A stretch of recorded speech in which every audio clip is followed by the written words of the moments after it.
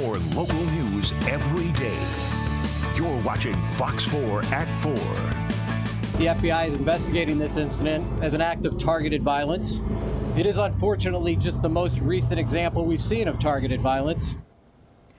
One ICE detainee is dead and 2 more critically injured after a shooter perched atop a nearby building opened fire at an immigration detention facility near downtown Dallas. Hi, everybody. I'm Hannah Battah. Thank you for joining us here on Fox 4 at 4. I'm here now with Sean Rabb as we work through all the updates continuing to come in from this morning's shooting. Yeah, here's what we know now is that police first got calls about this shooting just about 6:30 this morning. This is at the facility just off I-35, also known as Stemmons Freeway, not far from downtown Dallas. When Dallas officers got there, they found 4 people shot, including the shooter. The other 3 people shot were ICE detainees. 1 is confirmed dead. 2 others are critically injured. Earlier, authorities said 2 detainees were killed, but they have since revised that downward. Police say 29-year-old Joshua Yan opened fire, striking an unmarked van at the Immigration Detention Center. Here's the only photo that we have right now of that suspected shooter.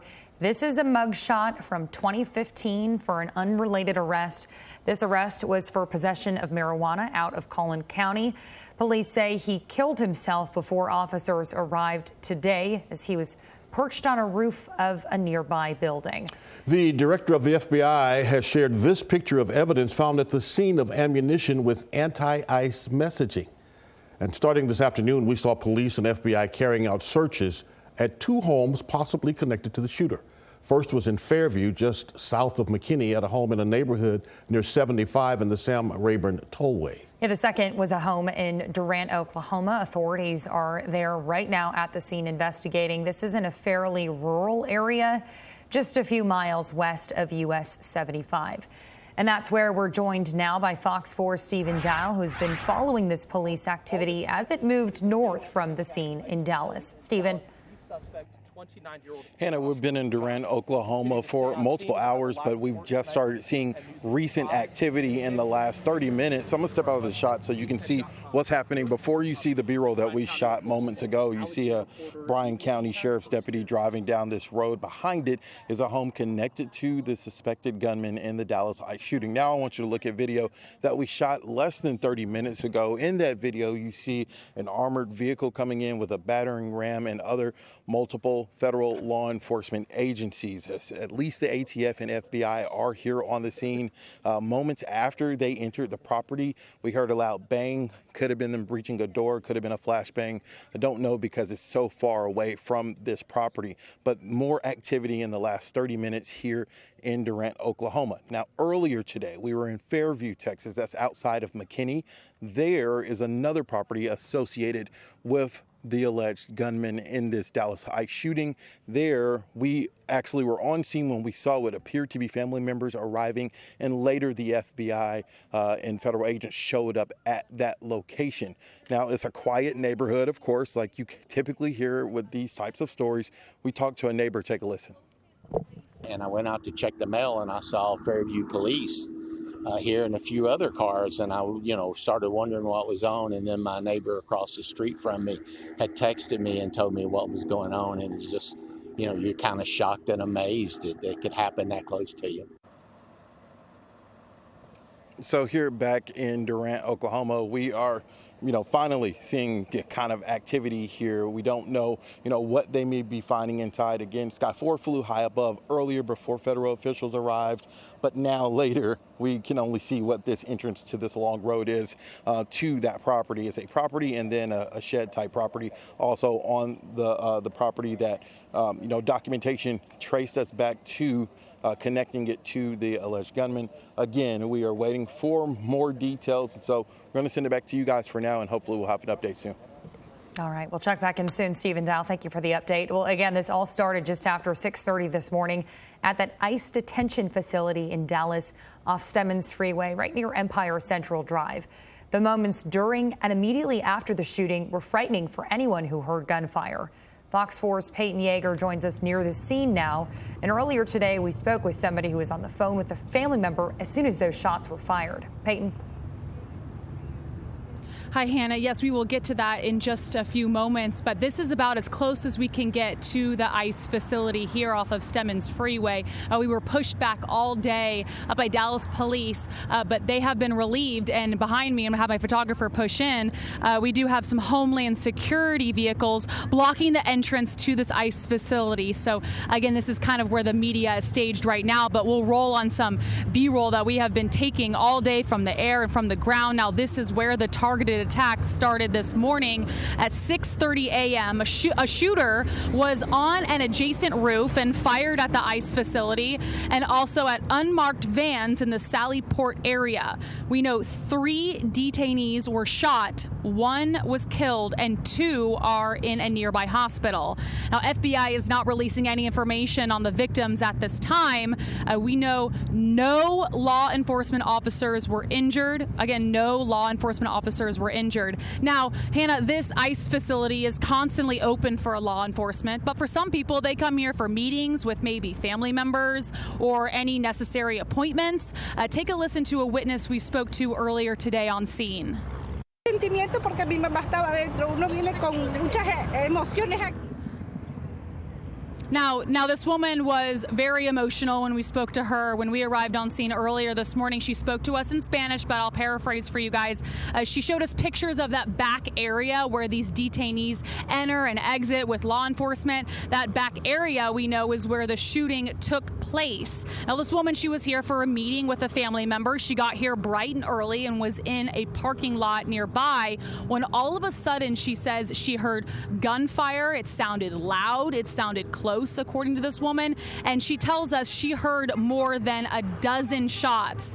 She says that's when law enforcement and workers here at the facility told her to remain calm and take shelter, and that's when SWAT entered the building. I also spoke to another man. You know, some of these people got pushed back to a nearby Burger King, got pushed back to a nearby Exxon Mobil, where there's a gas station nearby. A man was also here for a meeting, and he was here with his wife and also their child. So we know there was a child who was on the property here at the ICE facility. Again, you know, not involved, but they were here for a meeting. This facility does open bright and early. So again, we know some people were waiting for a meeting or waiting for it to open when that suspect, that shooter, started opening fire from a nearby roof. That's the latest here from outside the ICE facility along Stemmons Freeway. Hannah, back to you guys. Thousands of detainees go through that processing facility. All right, scary moments there. Peyton, thank you. Well, the deputy director for ICE appeared on Fox News this afternoon, saying the shooter fired indiscriminately into that facility.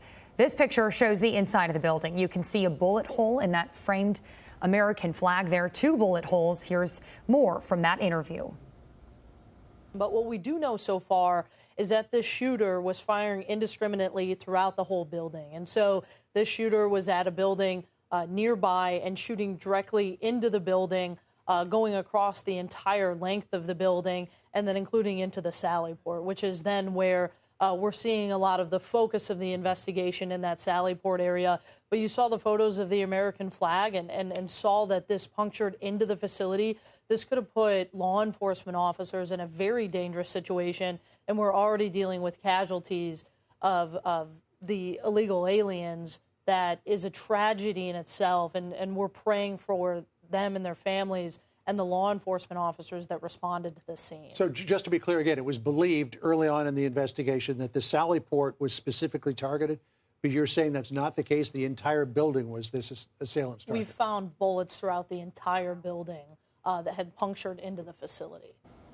And I think that's an interesting take there, Sean, because in that news briefing this morning with federal authorities, they said without question this was a targeted attack. So to hear that the shooter was firing indiscriminately, it almost seemed as if it didn't matter to the suspected shooter who they were hitting. Well, and beyond that, this goes to the targeted attack, right? Because the entire building was shot up, as we now know, and we see evidence of that. So this goes to a targeted attack against that facility and people, period. Now, here's one of the things we don't know. Were those detainees in handcuffs? or whether they have chains around their waist. We don't know that. If so, they may not have been able to duck, hit the ground as quickly when those shots began to be fired, if they were being moved out at that time. All of that will be part of the investigation that follows, including the messaging on those bullets that we saw, anti-ICE, which is interesting. You would think that I would scribble something else if my message was to ICE. I would scribble something else to them, but anti-ICE is what we saw, and maybe that's his voice against ICE. We don't know, but we do know those detainees were shot. Still, there's a lot of evidence they have, and a lot more they're going to get from these search warrants being executed. Yeah, there's a picture of those bullets recovered at the scene. That photo released from FBI Director Kash Patel, also convoluting the entire possible motive in this shooting. Was that poster found on the suspected shooter's car? I can't quite seem to place that in any possible motive that's been raised for this shooting. The sign on the shooter's car reading, quote, radioactive fallout from nuclear formations that have passed over these areas for more than 2 times since 1951. A convoluted message, but that poster on that car of interest that authorities have been searching for and searching through and all that throughout this afternoon. The poster's on the other side of the vehicle from what you can see. The right rear quarter panel. It appears to be a map of the United States with areas shaded in like coverage areas of this nuclear radiation fallout he's referencing. It makes no sense, and like you said, adds confusion to the equation.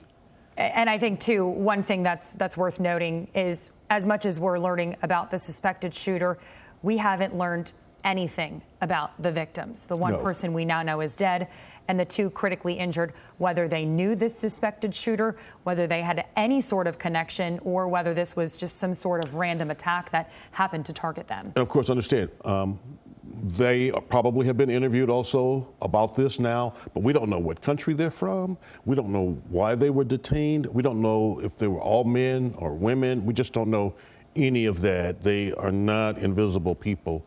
They are humans who are suffering at this moment, and their family members. Absolutely. And there will be continuing coverage from the Dallas ICE facility shooting, as well as all the updates on air and online at fox4news.com. We will continue our coverage after the break.